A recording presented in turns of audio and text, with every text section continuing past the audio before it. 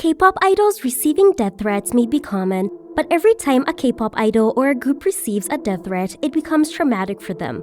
When the number of fans gained by a K-pop group increases, it also means that the number of anti-fans have also gone up. The latest in the list is death threats received by K-pop group Stray Kids. When death threats to K-pop groups are not a new phenomenon, why did the FBI get involved in it? Was the extreme step needed? Before answering that question, here is a snippet. Veteran singer Na Hoon-na was slashed across the face with a knife by an anti-fan while he was performing. The scar remains on his cheek even to this day. TVXQ's Yuno was traumatized when an anti-fan posing as a fan gave him orange juice mixed with super glue. Singer, not having any clue, drank it and ended up fainting after vomiting and coughing up blood. Death threats are not a simple matter for sure, but to know why the FBI was involved in death threats issued to Stray Kids, let's understand the situation first. One of the much in-demand K-pop group Stray Kids was gearing up to perform at the Oakland Arena as part of its Maniac World Tour on the evening of July 12th. But a few hours prior to the performance, Stray Kids received an online death threat. An anonymous user on Twitter using the name Han-ji-sung with a user ID @Nakiyoni threatens to kill 3 of the Stray Kids members during the concert. Interestingly, Stray Kids also has a member by the name Han Ji-sung. Probably the anti-fan was desperately trying to get the attention of the Stray Kids group and their fans. The first threat message was directed at the leader of the group, Bangchan. The message read, "Bangchan, I will eat your face till there is nothing left but cartilage." The next message stated, "You can't get rid of me." The second message mentioned Changbin. "I will shoot Changbin. When I see Stray Kids soon, I will bring the biggest gun I own." Then the anonymous anti-fan attacked Felix with the third message which read, "Felix, don't think I forgot about you. I'll savor you and then chop your dick and suck the blood gushing from the hole." The message is gruesome. Why would anyone have so much hatred towards an idol? With a number of cases of random gun attacks and death threats reported in America, the message was taken seriously by Stray Kids fans who were called Stay. Soon, Stays got into action and sent mass requests to the group's agency, JYP Entertainment, to save Stray Kids members. This led to a huge hue and cry in social media.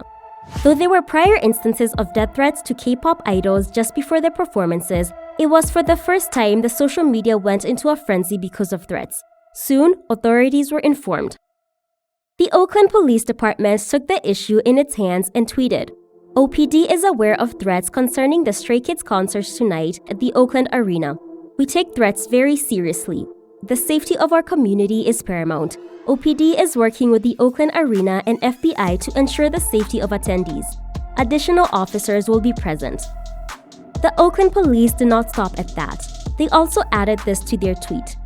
"Well, I hope people realize that your scathing words hiding behind your Stan Twitter profile can actually be brought against a court of law and you can be charged against it."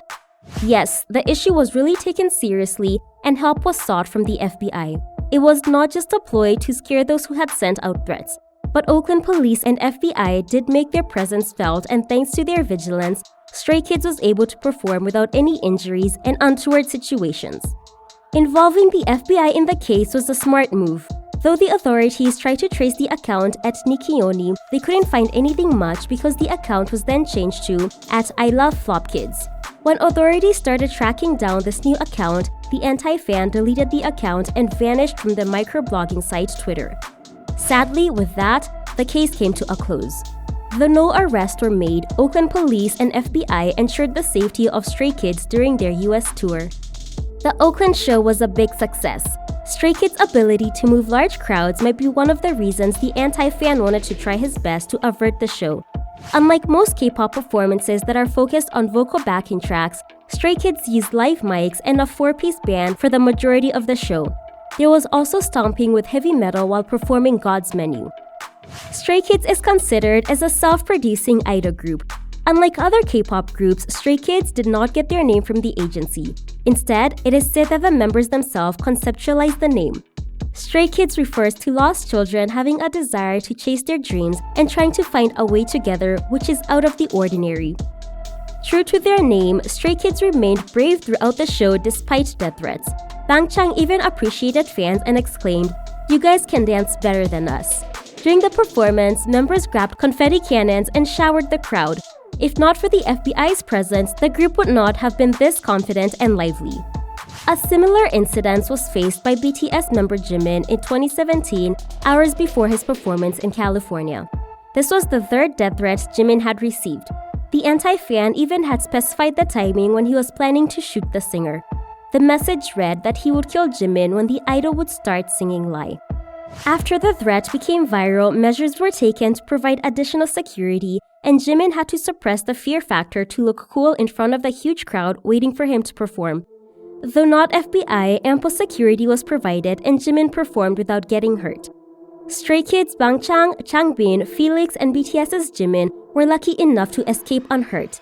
But there are K-pop idols who were injured by anti-fans. Apart from Na Hung Na and Hyuno, former Super Junior member Han Gang had received a box of cake. But when opened, the box also contained bags of blood, a knife, and a photo of Han Gang being stabbed. The cake was poisoned. Luckily, the staff noticed the box with blood and knife and stopped Han Gang from tasting the cake. In another incident, Girls' Generation Taeyong was pulled away by a middle-aged man in the middle of the performance. Sunny followed Taeyeon and security was able to stop the man from taking Taeyeon away. Some time ago, K-pop boy group 2PM received a gift from an anti-fan. It was a bouquet that terrified 2PM. Actually, an anti-fan had sent a bouquet that represented death in Korea. When J-Park had announced of his departure from 2PM and promised to stop all activities following leaked messages criticizing Korea, J-Park had received a petition forcing the singer to commit suicide. In 2000, when social media was not on the scene, former Baby Vox member Yoon Eun-hee was traumatized by the act of an anti-fan. The singer was attacked by squirting soy sauce, red pepper, and vinegar mixture into her eyes using a water gun. Eggs and food were also thrown at her. She was so scared of anti-fans that she left the place in a hurry without daring to lift her head up. Though idols have to look cool and confident before fans, some of them just put up a brave face in front of fans even though they are scared to face them. Death threats may be a common phenomenon, but the idols who face them are scarred for life. Idols are not public property, and time cannot heal all scars. So give love, not scars.